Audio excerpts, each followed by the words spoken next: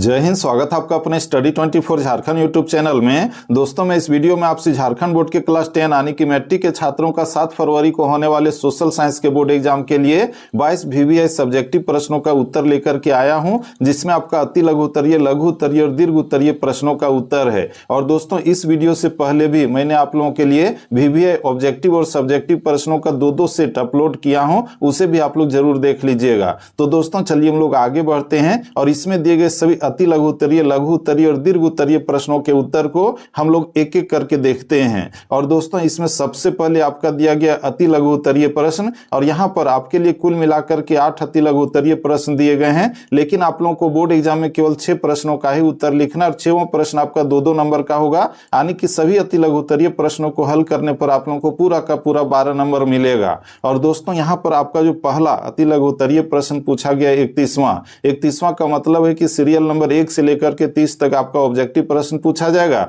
और वहीं पर सीरियल नंबर 31 से लेकर के 52 तक सब्जेक्टिव प्रश्न होगा। तो यहां पर आपका जो पहला सब्जेक्टिव प्रश्न पूछा गया है वह है कि राष्ट्रवाद से आप क्या समझते हैं। दोस्तों, ये जो प्रश्न है काफी VVI है, इसे आप लोग जरूर याद करके रखिएगा। और दोस्तों, इसका जो उत्तर हम लोगों को लिखना है कि राष्ट्रवाद एक ऐसी मन स्थिति है जिसमें एक समूह के लोगों की भावना या संवेग एक साथ मिलकर एक भौगोलिक क्षेत्र में रहते हैं और एक जैसी भाषा बोलते हैं, जिन पर एक साहित्य होता है और जिसमें राष्ट्रवाद की भावनाओं से युक्त प्रत्याशाएं होती है, जो जन साधारण की परंपराओं से जुड़ा होता है।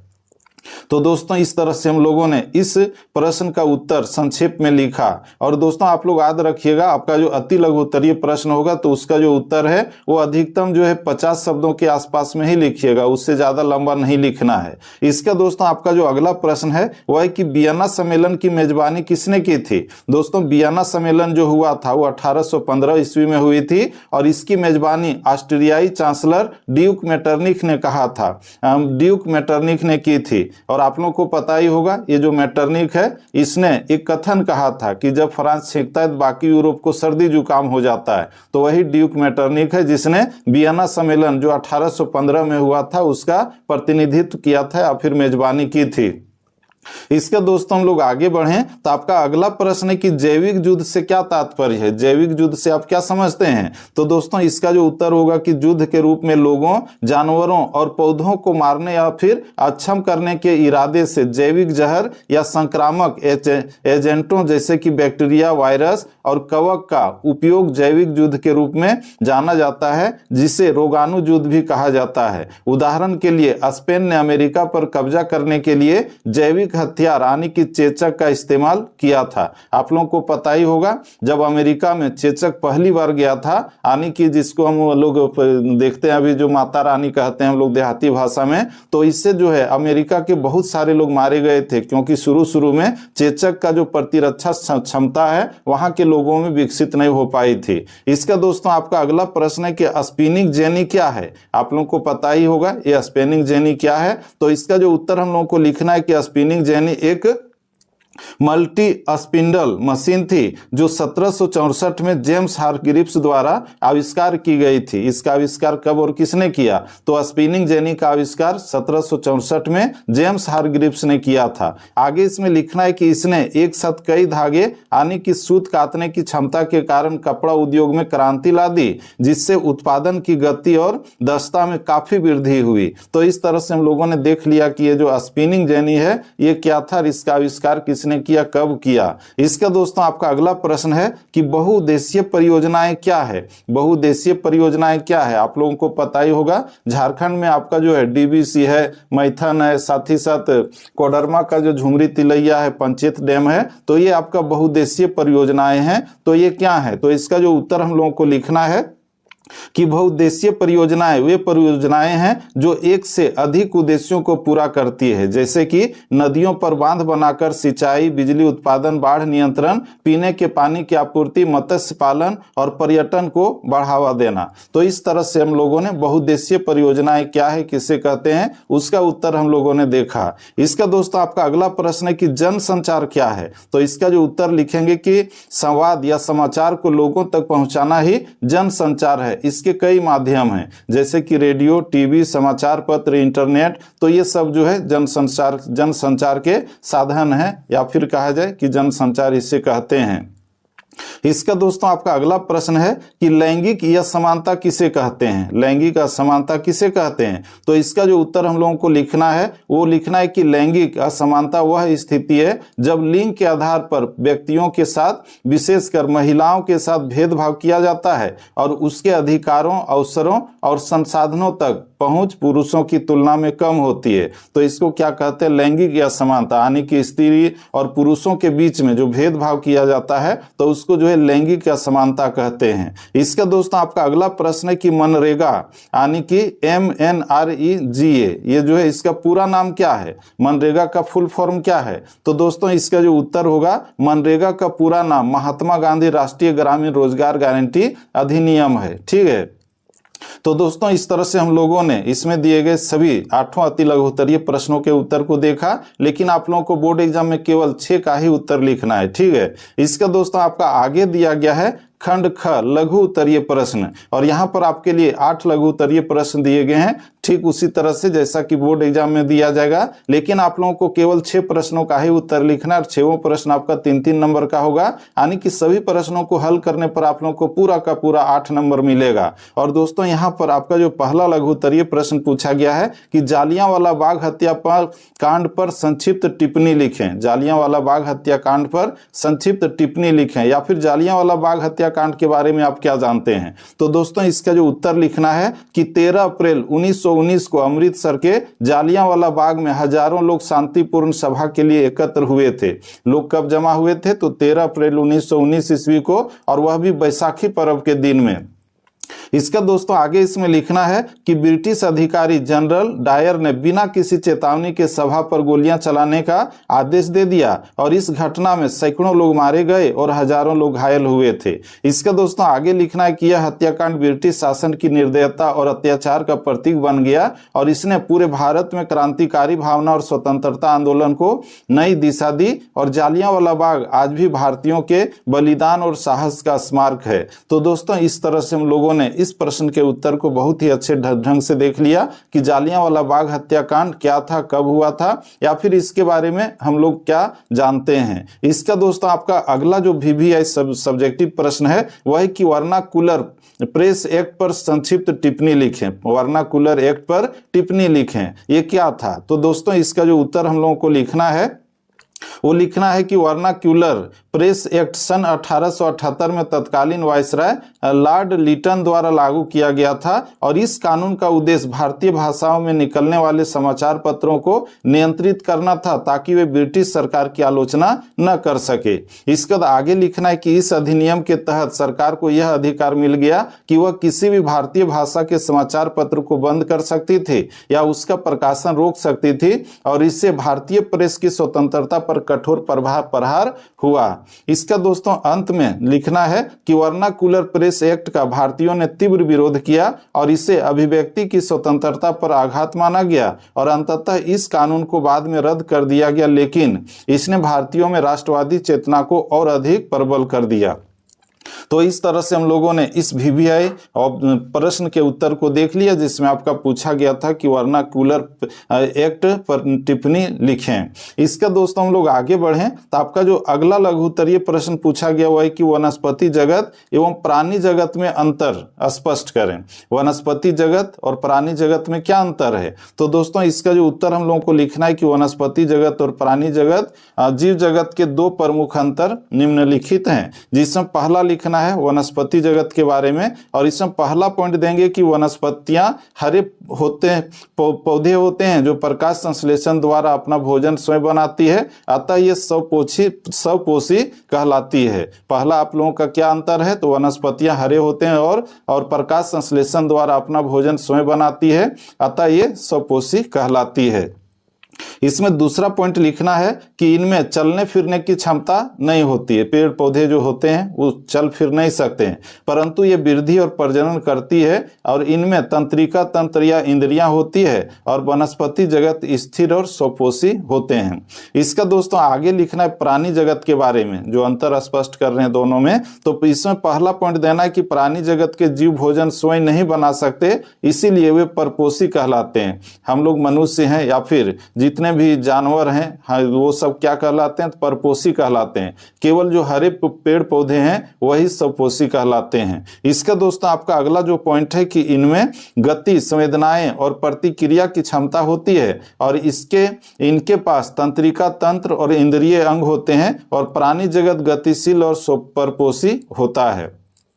तो इस तरह से वनस्पति जगत एवं प्राणी जगत में जो अंतर है उसको हम लोगों ने यहाँ पर लिख लिया। इसका दोस्तों आपका जो अगला प्रश्न है कि मोटे अनाज से क्या तात्पर्य है? मोटा अनाज किसको कहते हैं? बहुत मोटा मोटा होता है उसको कहते हैं क्या? नहीं, आप लोग इसका जो उत्तर लिखेंगे वो लिखना है कि मोटे अनाज वे अनाज होते हैं जिनके दाने अपेक्षाकृत बड़े, कठोर और मोटे होते हैं, ठीक है, तथा जिनमें पोषक तत्व अधिक मात्रा में पाए जाते हैं और इन्हें शुष्क क्षेत्रों की फसलें कहा जाता है क्योंकि ये कम वर्षा और गरीब मिट्टी में भी अच्छी तरह से उगते हैं। कम उपजाऊ मिट्टी में भी ये बहुत अच्छे ढंग से उग जाते हैं। और दोस्तों इसका जो उदाहरण देना है, मुख्य मोटे अनाज कौन कौन से हैं? तो ज्वार है, बाजरा है, रागी है, कोदो है और कुटकी है, सांवा है इत्यादि, ठीक है।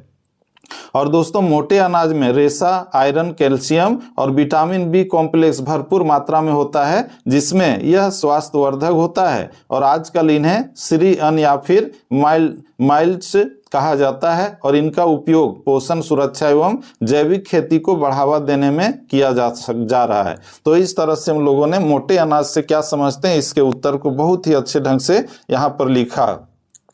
इसका दोस्तों आपका जो अगला प्रश्न है वह है कि प्राकृतिक गैस और बायोगैस में अंतर स्पष्ट करें। प्राकृतिक गैस और बायोगैस में क्या अंतर है? तो इसका जो उत्तर हम लोगों को लिखना है प्राकृतिक गैस और बायोगैस में अंतर, ठीक है। सबसे पहले लिखना है प्राकृतिक गैस के बारे में और इसमें लिखेंगे कि प्राकृतिक गैस पृथ्वी की गहराइयों में जीवाश्म ईंधनों के साथ पाई जाती है और यह लाखों वर्षों में मृत जीव जंतुओं और पौधों के अवशेषों से बनती है। और इसके मुख्य घटक कौन कौन है? तो मीथेन है यानी कि CH4, इथेन है और प्रोपेन है। इसे भूमिगत स्रोतों से निकाला जाता है और उद्योगों, बिजली उत्पादन, वाहन ईंधन आदि में उपयोग किया जाता है। तो इस तरह से हम लोगों ने प्राकृतिक गैस के बारे में लिखा। इसका दोस्तों आगे जो लिखना है बायोगैस के बारे में। बायोगैस कृत्रिम रूप से जैव अपघटन प्रक्रिया से बनाई जाती है, जैसे कि गोबर, पौधों के अवशेष, रसोई कचरा आदि से यह गैस बनती है और इसमें भी मीथेन प्रमुख घटक है। और इस प्रकार प्राकृतिक गैस प्राकृतिक स्रोत से प्राप्त जीवाश्म ईंधन है, जबकि बायोगैस नवीकरणीय ऊर्जा स्रोत है जो पर्यावरण के लिए अधिक अनुकूल है। तो इस तरह से प्राकृतिक गैस और बायोगैस में जो अंतर है उसको हम लोगों ने स्पष्ट किया। इसका दोस्तों अगला जो प्रश्न है आपका सिविक्स से है, जिसमें पूछा गया कि जातिवाद के दुष्प्रभाव क्या हैं। जातिवाद जो होता है यानी कि हिंदू, मुस्लिम, सिख, ईसाई आपस में जो मतभेद करते हैं, भेदभाव करते हैं, तो उसका दुष्प्रभाव क्या है? तो दोस्तों इसका जो उत्तर हम लोगों को लिखना है कि जातिवाद भारतीय समाज की एक गंभीर सामाजिक बुराई है जिसमें लोगों को उनकी जाति के आधार पर ऊंचा या नीचा माना जाता है और इससे समाज में भेदभाव, असमानता और वैमनस्य फैलता है। हम लोग देखते हैं ना, कहते हैं लोग ये फॉरवर्ड है, बैकवर्ड है, ये हरिजन है, तो ये है, वो है, और भेदभाव किया जाता है। इसका दोस्तों आगे इसमें लिखना है कि जातिवाद से राष्ट्रीय एकता कमजोर होती है और समाज में सामाजिक अन्याय बढ़ता है और इसके कारण कई प्रतिभाशाली लोगों को अवसर नहीं मिल पाता और सामाजिक गतिशीलता रुक जाती है। यह समाज को विभाजित करता है और लोगों के बीच सहयोग और भाईचारे की भावना को समाप्त कर देता है। आगे लिखना है कि जातिवाद के दुष्प्रभावों को दूर करने के लिए शिक्षा, समान अवसर, सामाजिक सुधार आंदोलनों और संवैधानिक प्रावधानों की आवश्यकता होती है। तो इस तरह से हम लोगों ने जातिवाद के जो दुष्प्रभाव है उसको हम लोगों ने बहुत ही अच्छे ढंग से देखा। इसका दोस्तों आपका अगला प्रश्न है कि प्राथमिक क्षेत्र, द्वितीय क्षेत्र एवं तृतीय क्षेत्र के कुछ उदाहरण लिखें।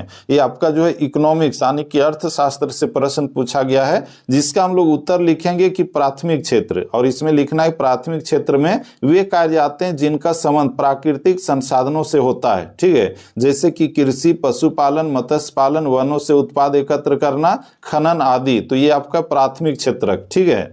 इसका दोस्तों दूसरा में दिया गया द्वितीयक क्षेत्र, और इसमें लिखेंगे द्वितीयक क्षेत्र में वे कार्य आते हैं जिनमें कच्चे माल को प्रसंस्कृत कर वस्तुएं बनाई जाती है, जैसे कि उद्योग, कपड़ा, कपड़ा मिल, चीनी मिल, लोहा इस्पात उद्योग आदि। इसका दोस्तों अगला लिखना है तृतीयक क्षेत्र, और इसमें लिखेंगे कि तृतीयक क्षेत्र सेवाओं से संबंधित होता है, जैसे कि बैंकिंग, परिवहन, संचार, शिक्षा, स्वास्थ्य, पर्यटन आदि। इसका दोस्तों आगे लिखेंगे कि तीनों क्षेत्र मिलकर देश की अर्थव्यवस्था के आधार स्तंभ है और एक दूसरे पर निर्भर रहते हैं। तो इस तरह से हम लोगों ने इस प्रश्न के उत्तर को भी देख लिया जो पूछा गया था कि प्राथमिक क्षेत्र, द्वितीय क्षेत्र एवं तृतीय क्षेत्र के कुछ उदाहरण लिखें। ठीक है, तो उदाहरण हम लोगों ने लिखा। इसका दोस्तों अगला प्रश्न है कि लोकतांत्रिक सरकार की विशेषताएं लिखें। लोकतांत्रिक सरकार की कौन कौन सी विशेषताएं होती है?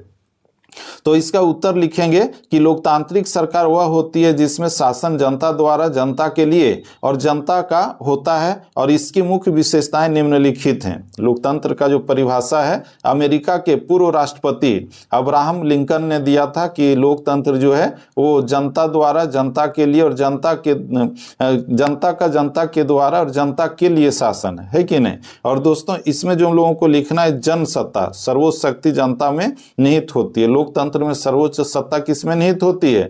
तो राष्ट्रपति में नहीं, प्रधानमंत्री में नहीं, बल्कि आपका जो जनता में होती है। इसीलिए इसमें नेता लोग जनता लोग को चुनाव के समय जो हाथ जोड़ करके प्रणाम करते हैं।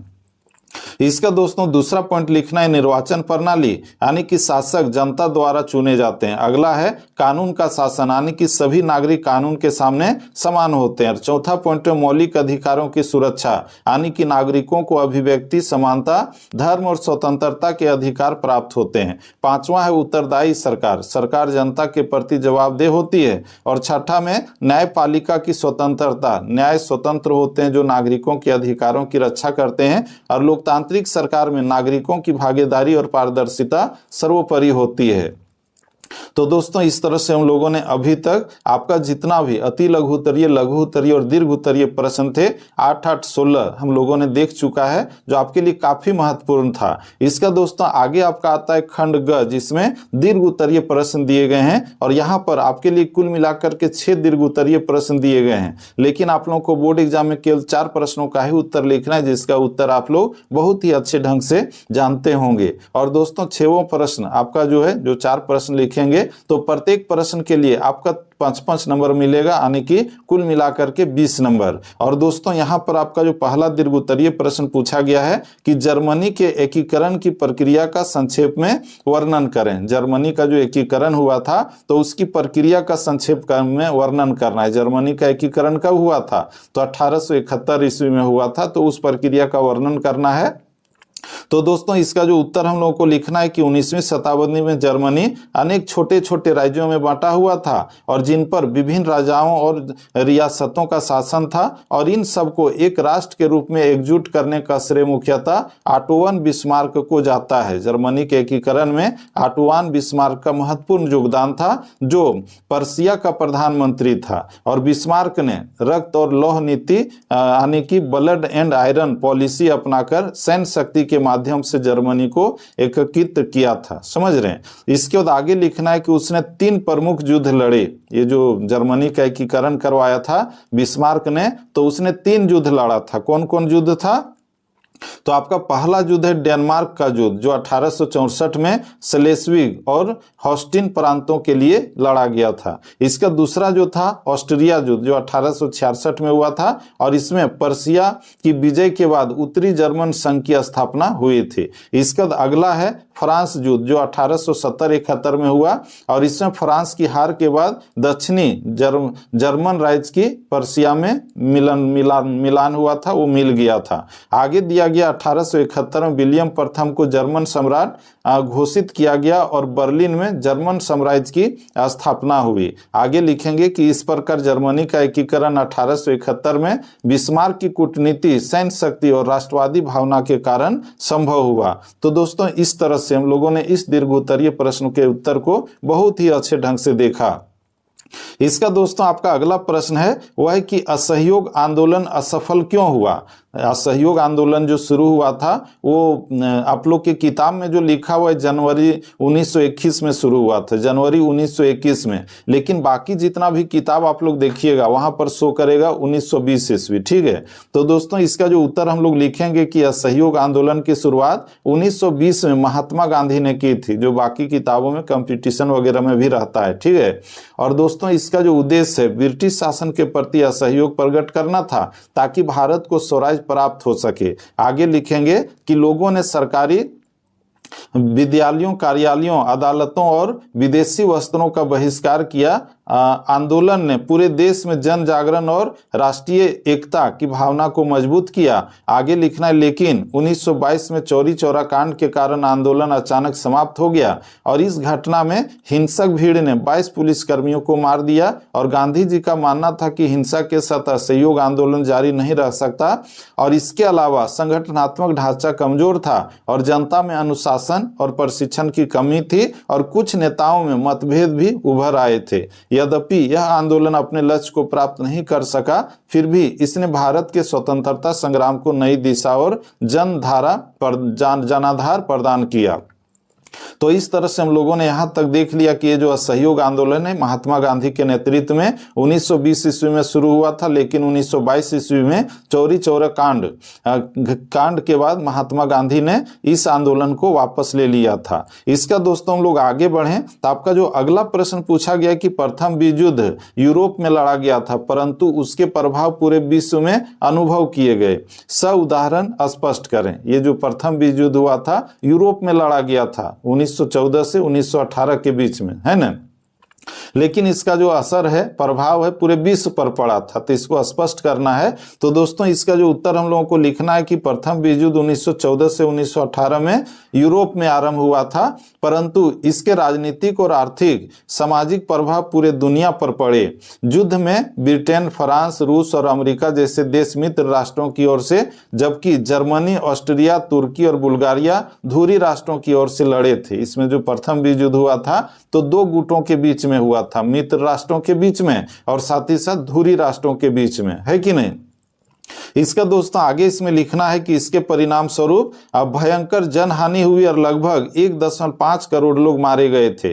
देख रहे हैं, लगभग कहा जाए तो 150 लाख लोग मारे गए थे, यानी कि 1.5 करोड़। इसका दोस्तों आगे लिखना है कि राजनीतिक परिवर्तन हुए और ऑस्ट्रिया, जर्मनी, रूस और तुर्की में राजशाहियां समाप्त होकर गणराज्य बने। आगे लिखेंगे आर्थिक संकट गहराया, यानी कि यूरोपीय देशों की अर्थव्यवस्था कमजोर पड़ी जिससे अमेरिका एक था आर्थिक केंद्र बन गया, है ना। तो ये हम लोग एक नया आर्थिक केंद्र बन गया। तो इस तरह से हम लोगों ने इस प्रश्न के उत्तर को देखा यहां तक।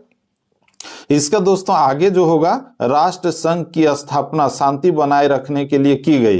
दोस्तों राष्ट्र संघ की जो स्थापना हुई थी वो हुई थी 10 जनवरी 1920 ईस्वी में, समझ रहे हैं। और वहीं पर संयुक्त राष्ट्र संघ की स्थापना द्वितीय विश्व युद्ध के बाद हुआ था 24 अक्टूबर 1945 ईस्वी में। राष्ट्र संघ का प्रथम विश्व युद्ध के बाद और संयुक्त राष्ट्र संघ का द्वितीय विश्व युद्ध के बाद स्थापना हुआ था। इसका दोस्तों आगे जो लिखेंगे कि एशिया और अफ्रीका में उपनिवेशों पर प्रभाव पड़ा और वहां राष्ट्रवादी आंदोलन तेज हुए और इस प्रकार यद्यपि युद्ध की भूमि यूरोप थी किंतु इसके प्रभाव वैश्विक स्तर पर अनुभव किए गए और राजनीति, अर्थव्यवस्था और समाज सभी पर इसका असर हुआ।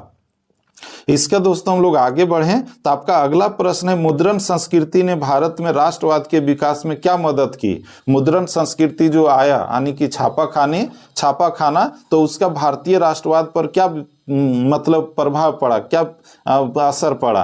तो दोस्तों इसका जो उत्तर हम लोगों को लिखना है कि मुद्रण संस्कृति ने भारत में राष्ट्रवाद के प्रसार और विकास में अत्यंत महत्वपूर्ण भूमिका निभाई। क्या क्या भूमिका निभाई। तो जो पहला चीज लिखेंगे कि 19वीं सदी में जब मुद्रण कला का प्रसार हुआ तब अखबारों, पत्रिकाओं और पुस्तकों का प्रकाशन तेजी से बढ़ा और इससे विचारों का आदान प्रदान सरल हो गया और देश के विभिन्न हिस्सों के लोग एक दूसरे से के विचारों से जुड़ने लगे। दूसरा जो प्रभाव पड़ा हुआ है कि भारतीय भाषाओं में छपने वाले समाचार पत्रों जैसे कि केसरी, अमृत बाजार, भारत मित्र आदि ने अंग्रेजी शासन की नीतियों की आलोचना की और जनता में राष्ट्रीय चेतना जगाई। इसका तीसरा पॉइंट है पुस्तकों और पत्रिकाओं के माध्यम से स्वतंत्रता, समानता और स्वाभिमान के विचार तेजी से फैले। इसका दोस्तों चौथा जो असर पड़ा कि इससे शिक्षित वर्ग और आम जनता दोनों में ब्रिटिश शासन के विरुद्ध भावना उत्पन्न हुई। और पांचवा पॉइंट है मुद्रण संस्कृति ने देश में राजनीतिक एकता, लोकमत निर्माण और राष्ट्रीय आंदोलन के संगठन में अमूल योगदान दिया और इस प्रकार यह भारत के राष्ट्रवादी जागरण का प्रमुख आधार बनी। तो इस तरह से हम लोगों ने इस प्रश्न के उत्तर को देखा कि मुद्रण संस्कृति ने भारत में राष्ट्रवाद के विकास में क्या मदद की थी। इसका दोस्तों आपका जो अगला प्रश्न है वह है कि भारत में रबी फसल और खरीफ फसल में अंतर स्पष्ट करें, यानी कि रबी फसल और खरीफ फसल में क्या अंतर है। तो दोस्तों इसका जो उत्तर लिखना है कैसे लिखेंगे, भारत में रबी फसल और खरीफ फसल में अंतर।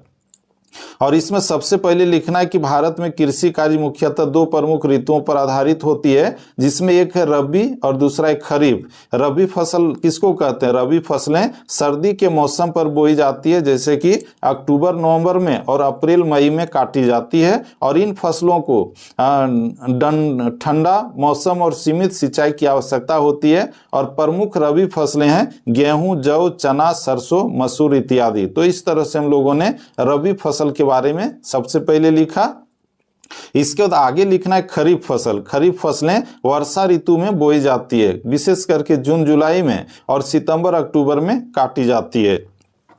इसका दोस्तों इन्हें अधिक वर्षा और गर्मी की आवश्यकता होती है। और प्रमुख खरीफ फसलें हैं धान, मक्का, ज्वार, बाजरा, कपास, मूंगफली आदि। ठीक है। और इस प्रकार रबी और खरीफ फसलों में बुआई का समय, जलवायु, सिंचाई की आवश्यकता और फसल के प्रकार के आधार पर अंतर होता है। और दोनों ही प्रकार की फसलें भारत की कृषि अर्थव्यवस्था और खाद्य सुरक्षा के लिए अत्यंत महत्वपूर्ण है।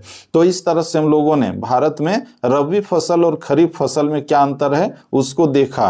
और साथ ही दोस्तों आप लोगों को अगर पूछा जाए कि रबी फसल से क्या समझते हैं तो आप लोग जो है यहाँ से यहाँ तक लिख दीजिएगा। ठीक है। और वहीं पर अगर पूछा जाए कि खरीफ फसल से आप क्या समझते हैं तो यहां से लेकर के यहां तक लिख देंगे। ठीक है। तो इस तरह से आप लोग जो है उसका उत्तर भी लिख सकते हैं जो आपका लघु उत्तरीय या फिर अति लघु उत्तरीय में पूछा जाता है। इसका दोस्तों हम लोग आगे बढ़ें तो आपका जो अंतिम दीर्घ उत्तरीय प्रश्न यहाँ पर दिया गया है वह है कि भारत में सौर ऊर्जा का भविष्य उज्जवल क्यों है, व्याख्या करें। ये बहुत ही वीवीआई प्रश्न है आप लोगों का, जिसका उत्तर लिखना है कि भारत में सौर ऊर्जा का भविष्य उज्जवल है क्योंकि इसके पीछे कई ठोस भौगोलिक, आर्थिक, तकनीकी और नीतिगत उदाहरण है, कारण है। ठीक है। और इसमें जो पहला कारण है भौगोलिक स्थिति। भारत कर्क रेखा के निकट स्थित है, जिससे यहाँ साल भर भरपूर सूर्य प्रकाश मिलता है। भारत में लगभग 300 से लेकर के 320 दिन धूप वाले होते हैं और ये प्रतिवर्ष होते हैं, जो सौर ऊर्जा उत्पादन के लिए आदर्श हैं। और राजस्थान, गुजरात, मध्य प्रदेश, महाराष्ट्र जैसे राज्यों में सौर ऊर्जा की क्षमता अत्यधिक है। इसका दोस्तों आपका अगला जो पॉइंट देना है कि प्रचुर सौर ऊर्जा क्षमता। भारत में अनुमानतः 750 गीगावाट से अधिक सौर ऊर्जा उत्पादन की क्षमता है और अभी तक केवल एक छोटा हिस्सा उपयोग में लाया गया है, इसीलिए विकास की बहुत संभावनाएं हैं। इसका दोस्तों आगे लिखना है सरकारी पहल और नीतियां। भारत सरकार ने राष्ट्रीय सौर मिशन 2010 में शुरू किया था और लक्ष्य है 2030 तक 500 गीगावाट नवीकरणीय ऊर्जा क्षमता, जिसमें सौर ऊर्जा का बड़ा योगदान होगा। और सरकार सौर पार्क, सोलर रूफटॉप स्कीम, किसान ऊर्जा सुरक्षा योजना यानी कि कुसुम जैसी योजनाओं के माध्यम से सौर ऊर्जा को बढ़ावा दे रही है। और इसी के तहत आप लोग देखते होंगे कि सौर प्लेट को जो है सरकार के द्वारा लोगों को दिया जा रहा है, किसान इत्यादि सबको। इसका दोस्तों आगे लिखना है आर्थिक लाभ, और इसमें लिखेंगे कि सौर ऊर्जा से विद्युत उत्पादन की लागत लगातार घट रही है और यह आयातित पेट्रोलियम या कोयले पर निर्भरता घटाती है, जिससे विदेशी मुद्रा की बचत होती है और सौर परियोजनाओं से रोजगार के अवसर भी बढ़ते हैं। अगला पॉइंट है पर्यावरणीय लाभ, जिसमें लिखेंगे कि सौर ऊर्जा स्वच्छ और प्रदूषण रहित ऊर्जा होता है और यह ग्रीन हाउस गैसों को कम करती है और जलवायु परिवर्तन से निपटने में मदद करती है। और भारत की प्रतिबद्धता पेरिस जलवायु समझौते के तहत सौर ऊर्जा को बढ़ाने की दिशा में है।